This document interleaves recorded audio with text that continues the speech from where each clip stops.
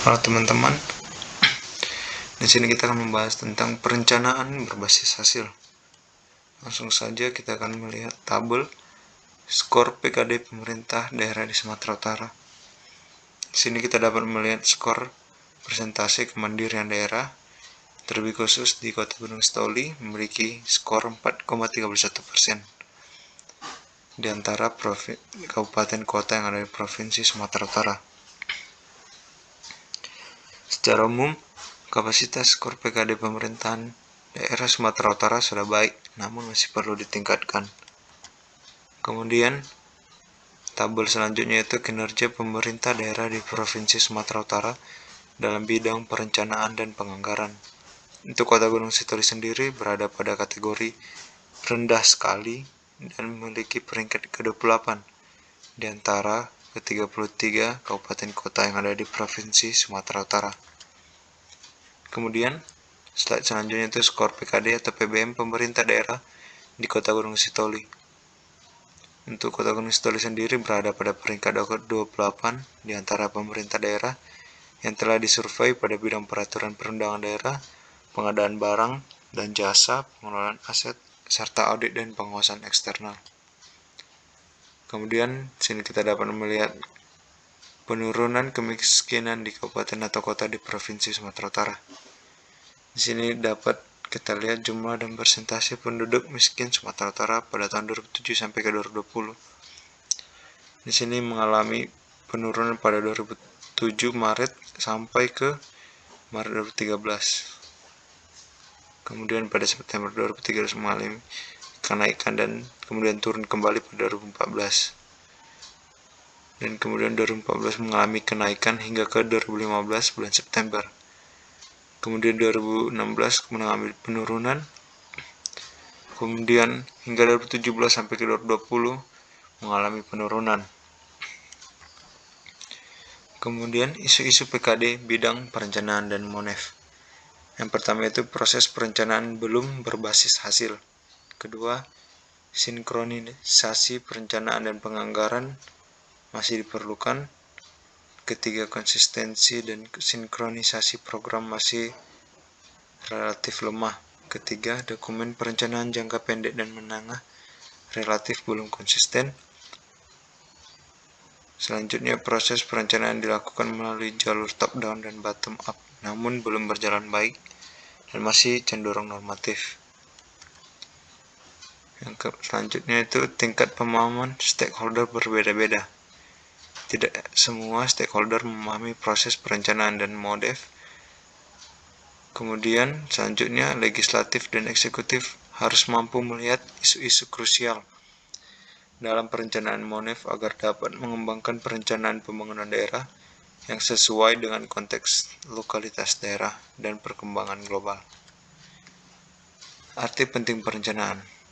Pertama, perencanaan memberikan gambaran tujuan yang ingin dicapai dan bagaimana tujuan dicapai. Kedua, perencanaan menjadi pedoman untuk kegiatan ditujukan mencapai tujuan tertentu. Ketiga, perencanaan dapat memperkirakan terhadap yang akan dilalui, meminimalkan ketidakpastian. Yang keempat, perencanaan memberi kesempatan untuk memilih berbagai alternatif terbaik untuk mencapai tujuan. Kelayakan perencanaan. Perencanaan harus rasional, bukan berdasar emosi dan perkiraan yang tidak berdasar.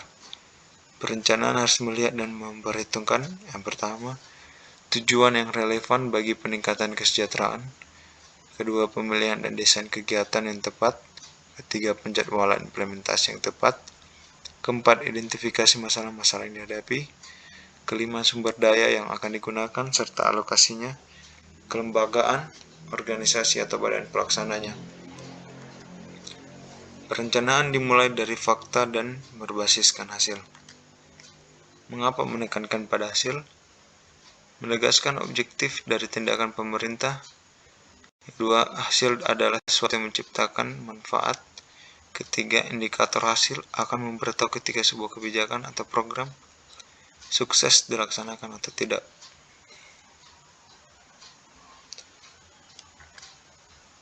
Ada 4 langkah pengembangan kerangka hasil. Yang pertama, kesepakatan tentang hasil yang akan dipantau dan dievaluasi. Kedua, pemilihan indikator kunci untuk memantau hasil. Ketiga, baseline data atau indikator ada di mana kita sekarang. Keempat, perencanaan untuk perbaikan, yaitu pemilihan target hasil. Isu dalam pemilihan ukuran hasil untuk pemantauan dan evaluasi untuk keperluan perencanaan. Pertama, adakah tujuan pembangunan daerah dan sektoral yang dinyatakan secara eksplisit? Kemudian, apakah janji politik telah dibuat untuk pemerintah?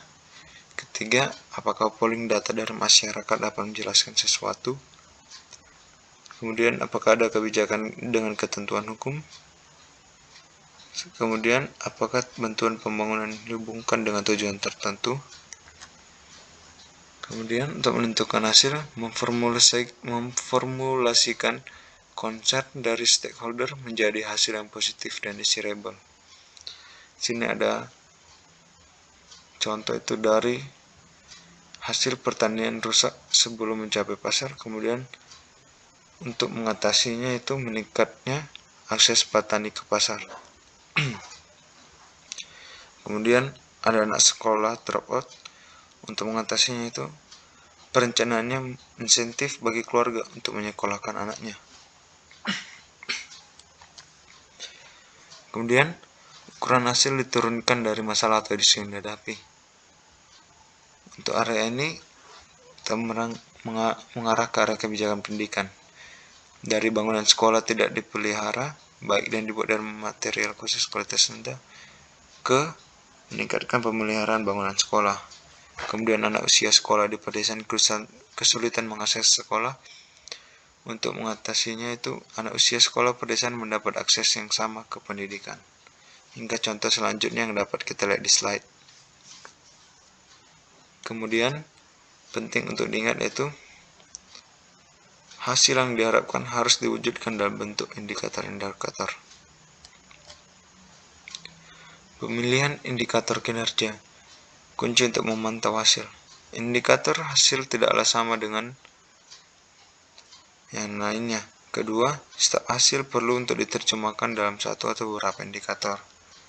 Sebuah indikator hasil mengidentifikasi pengukuran numerik yang dapat memberikan informasi untuk mendeteksi kemajuan ke arah pencapaian hasil yang diinginkan.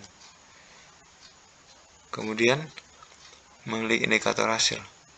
Sebuah indikator kinerja haruslah memiliki yang namanya CREAM, yaitu Clear, Relevant, Economic, Educate, dan Monitorable. Selanjutnya, memiliki indikator yaitu pilih beberapa indikator atau program kebijakan untuk satu hasil yang diharapkan. Kemudian pastikan kepentingan dari beberapa termasuk menjadi bahan pertimbangan. Ketiga, relevansi indikator bersifat dinamis. Suatu saat mungkin perlu menambah dengan yang baru dan mengganti yang lama. Memiliki setidaknya ada 3 periode pengukuran sebelum mempertimbangkan untuk mengganti indikator Anda. Berapa jumlah indikator bisa dikatakan cukup? Adalah jumlah minimum yang dapat dikatakan cukup, yaitu apakah hasil yang direkam sudah tercapai. Mengapa digunakan indikator proxy?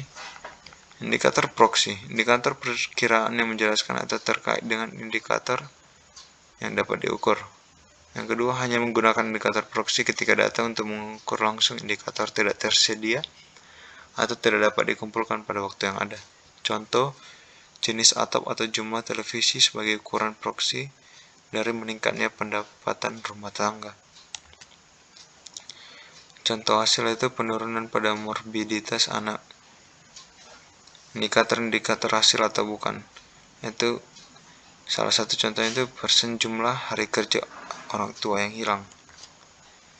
Kemudian menggunakan indikator-indikator baku. Sejumlah lembaga pembangunan telah menggunakan indikator-indikator termasuk MDGS, UNDP, World Bank, dan IMF. Ada sebuah kutipan dari Harry Hati,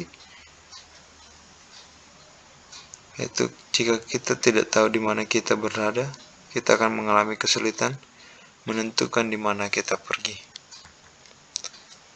Membangun baseline data untuk indikator. Sebuah baseline kinerja adalah informasi Baseline digunakan untuk mempelajari tentang tingkat terakhir pada pola kinerja pada indikator.